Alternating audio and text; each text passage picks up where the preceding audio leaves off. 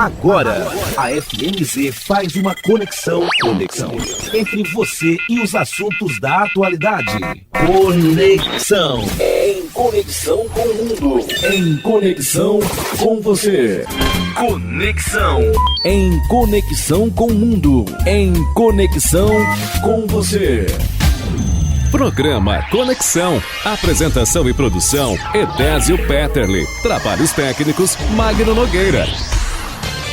Olá, ouvinte da Rádio FMZ, muito bom dia! Estamos começando agora mais um programa Conexão. Bom dia a você que está em casa, preparando o seu almoço, você também que está no seu expediente de trabalho, bem-vindo, bom dia! E para você também uma saudação especial, você que nos acompanha do seu veículo, percorrendo a BR-262 ou as diversas rodovias que cortam nossa região serrana, dirigindo e ligadinho aí na Rádio FMZ 107,1, a rádio da família. E não posso esquecer dos nossos amigos internautas que nos acompanham pela internet de qualquer lugar do Brasil e do mundo. Hoje nós vamos falar sobre saúde das pernas. Inúmeros são os problemas de saúde que podem afetar os membros inferiores: varizes, trombose, má circulação, inchaços, aterosclerose, entre outros. É sempre bom ficar alerta para os sinais e sintomas que indicam a necessidade de procurar um médico vascular. No programa de hoje, recebemos o Dr. Leonardo Dias Gonçalves, angiologista e cirurgião vascular, para falar sobre 3 doenças que acometem as pernas: varizes, trombose e lipedema. Dr. Leonardo, que bom ter o senhor aqui, seja muito bem-vindo ao programa Conexão. Olá, muito bom dia, muito grato pelo convite, né? A gente gosta muito de falar sobre saúde, principalmente sobre prevenção, sobre os cuidados. Então eu espero que a gente tenha um bom bate-papo aí, que a gente consiga tirar algumas dúvidas e ser bem esclarecedor. Antes de iniciarmos nossa conversa sobre a saúde das pernas, nós vamos para um rápido intervalo e daqui a pouquinho a gente volta com o programa Conexão aqui na Rádio FMZ. Conexão.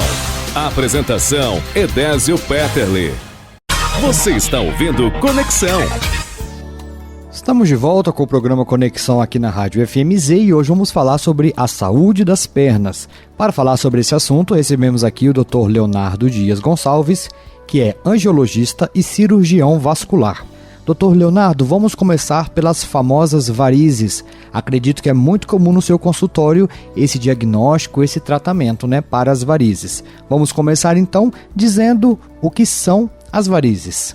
As varizes são veias dilatadas e tortuosas. Na grande maioria das vezes essas varizes estão nos membros inferiores, estão nas pernas. Então, assim, as varizes existem varizes em outros territórios, varizes no esôfago, varizes no próximo do útero. Então, assim, varizes é um termo genérico, que generaliza qualquer veia que se dilata e fica tortuosa e geralmente causando sintoma. Mas, no nosso caso aqui, a gente vai se ater mais às varizes nos membros inferiores, que eu acho que é o que acomete a maior parte da população, que eu acho que tem o maior interesse, E é possível apontar alguns fatores, doutor, que influenciam o aparecimento dessas varizes? As varizes, de modo geral, elas têm um componente genético. Então, basicamente, 80% a 90% do que a gente tem de varizes é aquilo que nossa genética determina, Então, poucas coisas vão contribuir para piorar. Isso seria o quê? É o sedentarismo, a obesidade, o número de gestações, Então, quanto mais gestações que a mulher tem, ela favorece o surgimento e aumento das varizes, uso de anticoncepcional, a terapia de reposição hormonal. Então, todos esses fatores vão contribuir para que piore, mas não que seja um causador. Então, a causa principal seria a genética mesmo, Isso, genética. Existe até uma preocupação das pessoas em relação a salto alto, pular, impacto, correr, escada, Tudo isso não tem nenhum embasamento científico. Realmente isso não tem nenhum fator desses favorece o surgimento de varizes. E a partir do momento que há o diagnóstico de varizes, existe algum remédio, algum medicamento que pode dar conta delas? Existem alguns medicamentos que podem ser usados por via oral ou mesmo alguns cremes, que tem sim uma função em melhorar um pouquinho o desconforto, o peso, o cansaço, o prurido, aquela coceira. às vezes melhora um pouquinho a textura da pele, então evita de manchar, mas todos os medicamentos eles vão contribuir com a melhora de alguns sintomas, mas eles não vão fazer com que o quadro diminua, né? A evolução da doença não vai ser freada com esses produtos, com esses medicamentos. Vai melhorar um pouco dos sintomas, vai trazer um bem-estar, né? Se bem indicado, mas realmente não contribui com a melhora da doença, não. Uhum. E como que elas são removidas? O tratamento de varizes é bem amplo o tratamento, né? A cirurgia de varizes foi aquela que se iniciou, né, durante toda a história, aí, a mais antiga, né? Uma das mais antigas cirurgias, e que durante muitos anos é o que mais se fazia. Com o passar dos anos foram acrescentados outros processos de tratamento. Então, evolutivamente passou a ter as aplicações, né, aquelas injeçãozinhas que são feitas nessas varizes, nos vasinhos, e que no início era feito para melhorar um pouco a parte estética. A partir do momento que as pessoas, que os cirurgiões foram pegando mais habilidade, mais conhecimento, que foram aprendendo mais com o tratamento, isso se diversificou. Então passou-se a usar a aplicação com agulhinha, com medicamento, acrescentou-se aí o laser, né, o laser transdérmico, que faz uma somatória, potencializa o efeito, né, o tratamento. Então você associa aí o medicamento da agulhinha e às vezes associa o laser. Isso favorece o tratamento. E tem também o laser agora, o endolaser, que é para fazer o tratamento das veias maiores, né, tipo uma veia safena, que você passa uma fibra e essa fibra gera um calor no interior da veia e com isso ela queima aquela veia por dentro e a veia se fecha. Então basicamente o tratamento mais intervencionista seria esse, né? A cirurgia, a aplicação, o laser, seriam esses processos. Nós pontuamos então no início que o principal fator é o genético, né, doutor? E diante disso, tem alguma forma de prevenir as varizes? É muito difícil prevenir, né? O que a gente recomenda é que as pessoas tenham hábitos de vida saudáveis, né? Então que pratique atividade física, tome bastante água, se movimente, porque a panturrilha ela é fundamental no processo de circulação. Então ela é até chamada assim, como o segundo coração, porque ela é quem bombeia o sangue que está na extremidade mais distante do coração. Então ela é a bomba que empurra esse sangue de volta. Até por um princípio físico e pela gravidade, o coração está lá em cima e o sangue está lá embaixo. Então, para favorecer esse retorno venoso, a panturrilha trabalha fazendo esse movimento. Então, a atividade física, né, evitar o sedentarismo, evitar longos períodos sentado, longos períodos em pé, é importante, porque realmente vai ajudar, vai contribuir para que você tenha uma qualidade de vida melhor e, de certa forma, também ajuda, né, no funcionamento da circulação e ajuda um pouquinho a evitar até a formação das varizes, né? Doutor, as varizes elas acometem mais as mulheres do que os homens ou não? Todos os dois sexos estão propensos a ter elas? Tanto o homem quanto a mulher pode ter varizes. Só que as varizes elas são muito mais frequentes nas mulheres pela questão hormonal. Então, o fator hormonal favorece muito, né? Alimenta esse ciclo. Então, a mulher, todo mês, quando ela na mulher que menstrua, o ciclo menstrual faz uma oscilação e gera um pico hormonal que favorece muito, né? Por isso que o anticoncepcional é um fator que favorece muito o surgimento de varizes. A gravidez, onde há uma explosão hormonal muito grande, né? Tem mulheres que durante a gravidez se enchem de varizes, depois que passa a gravidez melhora muito. E numa segunda, terceira gravidez não, às vezes aparecem muitas varizes e as varizes realmente ficam ali pro resto da vida. Então, o fator hormonal aí na mulher realmente favorece com que ela tenha mais varizes ao longo da vida. Uhum. E a partir do momento, né, que há um diagnóstico, uma percepção, existe uma idade que é recomendado buscar aí uma intervenção para eliminar essas varizes?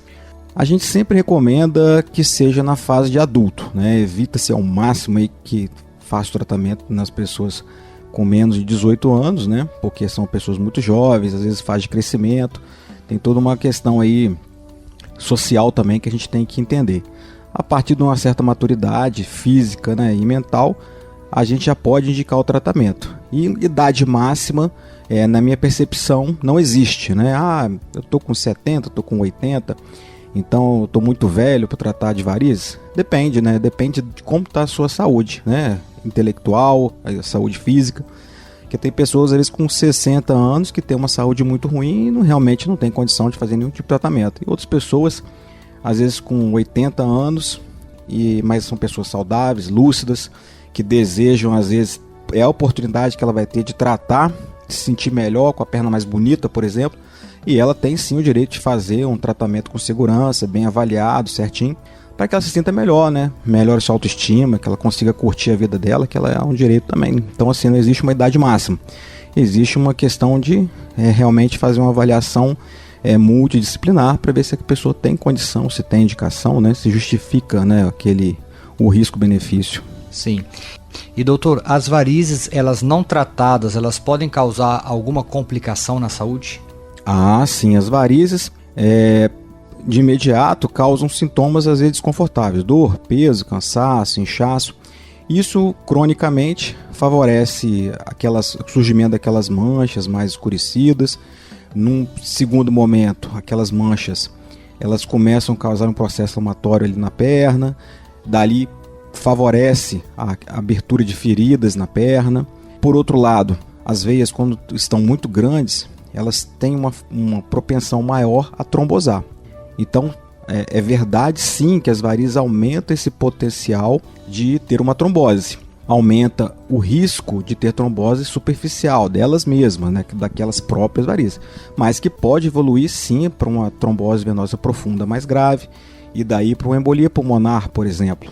E uma coisa também que a gente tem que chamar atenção, principalmente no idoso, algumas pessoas têm umas varizes onde a pele é muito fininha.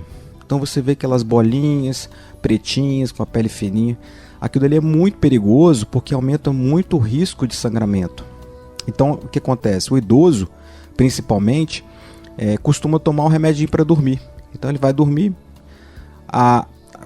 ele pode coçar a perna ali, esfregar uma perna na outra e tal. A unha, né, ou a pele mesmo, aquela fricção que faz sobre aquela veia ali, rompe a pele, o paciente sangra. Isso não é doloroso. Se ele está tomando algum remédio para dormir, às vezes ele não acorda. Então realmente já aconteceram fatos, né, situações aí que realmente a pessoa faleceu por conta de um sangramento de uma veia dessa. Durante o dia, ou numa pessoa que realmente mais jovem, às vezes o paciente acorda com aquela poça de sangue, ou está trabalhando, machuca a perna e vê aquele sangue escorrendo. Mas no paciente idoso, principalmente que toma remédio para dormir, realmente gera um risco muito mais alto. Certo, doutor Leonardo, agora nós vamos para um rápido intervalo e daqui a pouquinho a gente volta com o programa Conexão aqui na Rádio FMZ. Conexão. Conexão. Apresentação: Edésio Petterle. Estamos de volta com o programa Conexão aqui na Rádio FMZ e hoje estamos conversando sobre saúde das pernas com o angiologista e cirurgião vascular, Dr. Leonardo Dias Gonçalves. No primeiro bloco, nós falamos sobre as varizes e agora nós vamos falar sobre a trombose. Dr. Leonardo, o que é uma trombose? A trombose acontece quando há a formação de um coágulo no interior da veia. Na maior parte das vezes a gente sabe que essa formação de coágulo pode existir um fator genético próprio nosso, fator que seja conhecido ou realmente que a pessoa desconheça. E por algum motivo qualquer, um gatilho que a gente fala, era o empurrãozinho que faltava para que a pessoa tivesse aquele evento. Então é como se fosse uma gelatinazinha, né? Então o sangue ele realmente é necessário que o nosso corpo faça esses eventos trombóticos, né? Pequenininhos, porque a todo momento a gente esbarra em alguma coisa, a gente machuca o dedo, a gente aperta, alguém pisa no seu pé e ali haveria um sangramento, haveria a formação de um hematoma, mas não acontece porque o nosso sistema de coagulação vai lá rapidinho, estanca rapidamente. Só que por algum motivo que a gente não sabe às vezes a causa, né? Tem situações que tem causa, tem situações que não tem causa. Acontece de forma espontânea e às vezes em veias importantes. E daí vem todos aqueles sintomas que são comuns nos pacientes com trombose. Então assim, não há causas específicas, que é um conjunto de causas, seria isso? A trombose existe uma situação que ela pode ter uma causa realmente assim, visível, né? Vou dar um exemplo, o paciente oncológico. Então o paciente que tem câncer é um paciente que ele tem o tumor, ele gera uma substância que é pró-trombótica, favorece os eventos trombóticos. Então o paciente oncológico, de maneira geral, é o paciente que tem um risco mais alto né? Então, às vezes, só pelo fato dele ter o câncer, ele já realmente pode abrir um quadro de trombose. Ou no paciente acamado, aquele paciente que está no hospital ali, dias internado, ele tem um fator que já favorece muito. Mas de maneira geral a gente prefere entender que uma pessoa que faz um episódio de trombose, geralmente ela tem algum fator genético, provavelmente desconhecido, e que outros fatores se somaram para que a pessoa venha a ter aquele evento. Existe uma fase mais perigosa da trombose? É algo assim que começa pequeno e vai evoluindo? Isso. A trombose é um evento que acontece de forma súbita, né? Então, não existe aquela história que está tudo princípio, né? Estou sentindo que vou ter. Não, isso não vai acontecer.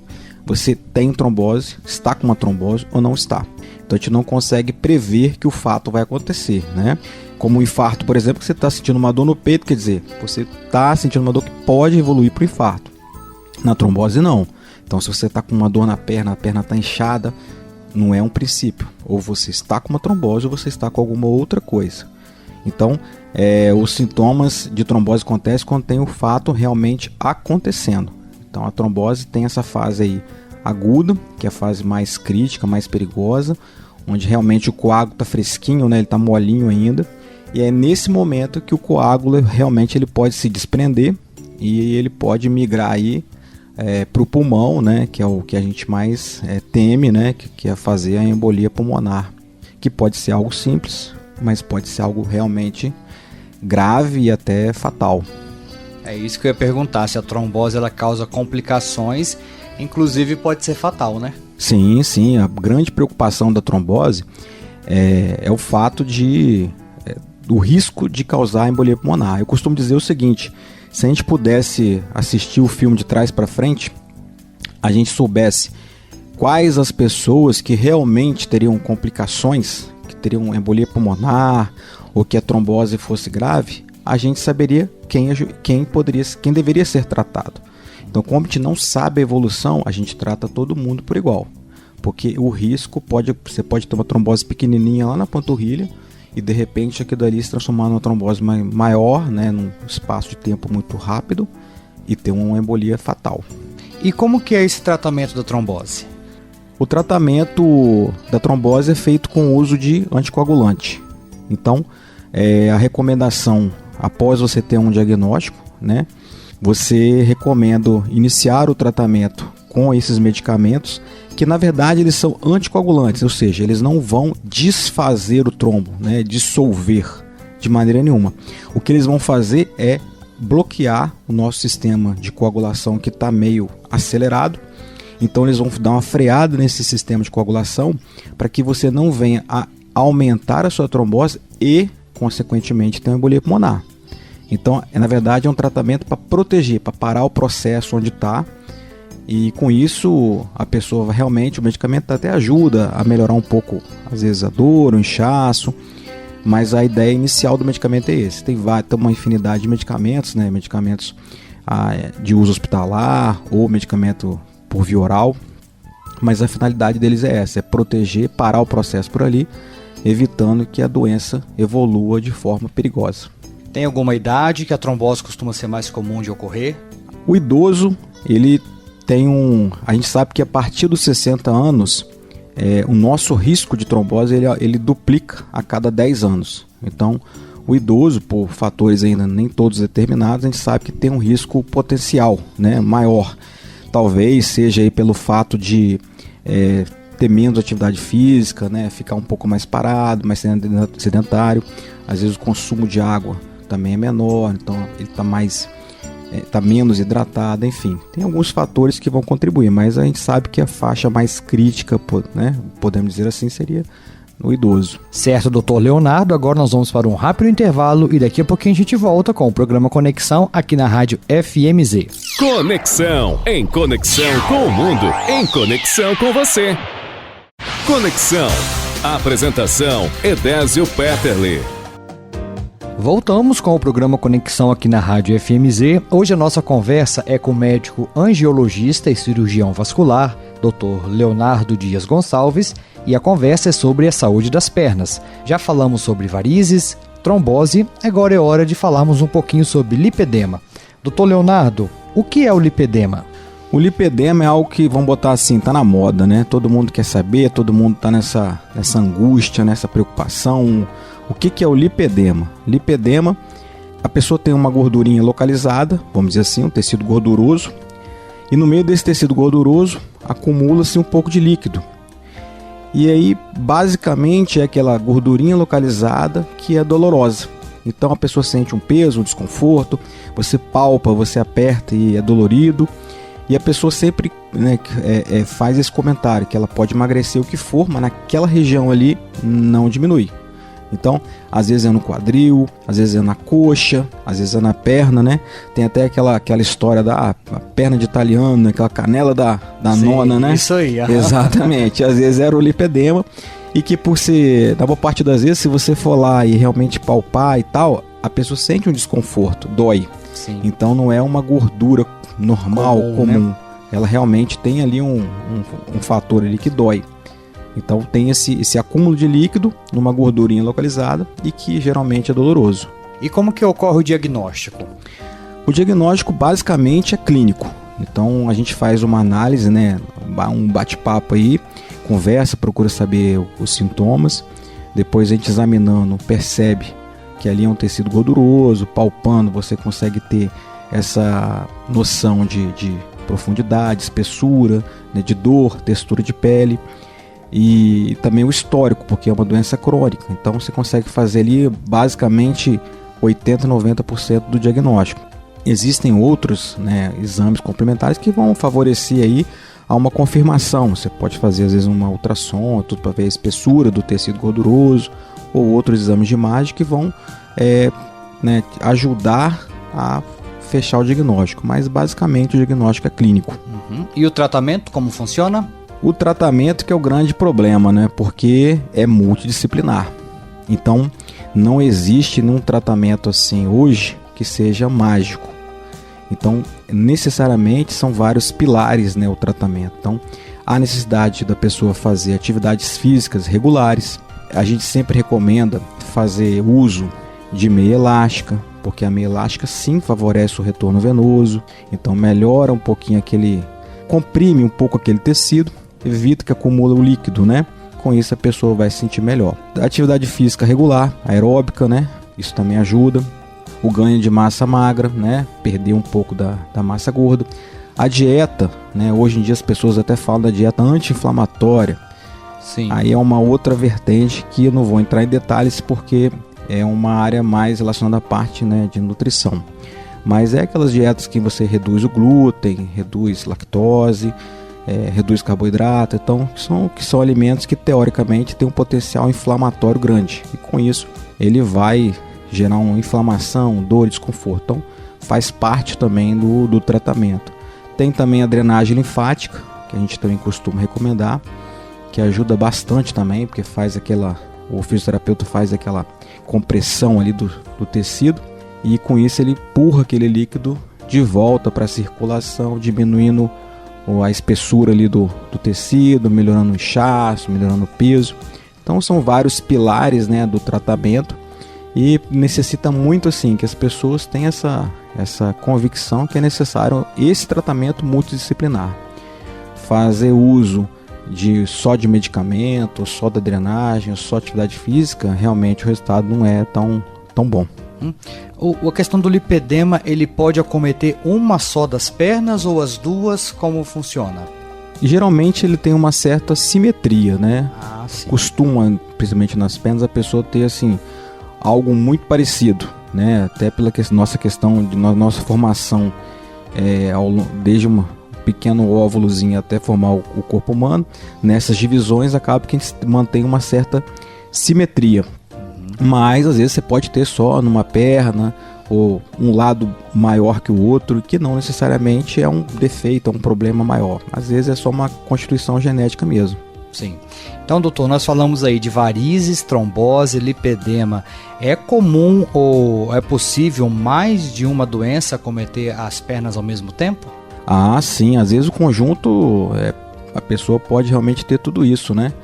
Às vezes aquela pessoa sedentária que já teve vários filhos, mulher, e geralmente, né, da pele branca, né, que a raça branca realmente tem uma facilidade maior de desenvolver varizes.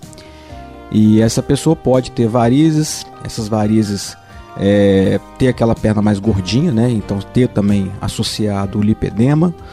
E por conta de ter muitas varizes, pode ter aí o uso anticoncepcional, por exemplo, acaba tendo uma trombose.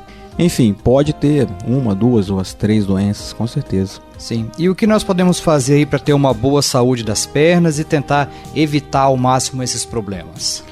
O ponto crucial é que a gente tenha uma qualidade de vida melhor, né? Então, eu noto assim que a população está mudando um pouco o seu perfil, né? Você vê que a ingesta de refrigerantes diminuiu, as pessoas estão buscando fazer mais atividade física, né? A gente vê que nas academias, nos estúdios de pilates tem muito idoso, tem jovens, tem crianças. Então assim, eu acho que você ter uma qualidade de vida, né? Você ter uma atividade física frequente, uma alimentação boa, tomar bastante água, evitar ao máximo aí, o uso de cigarro, evitar o uso de anticoncepcional.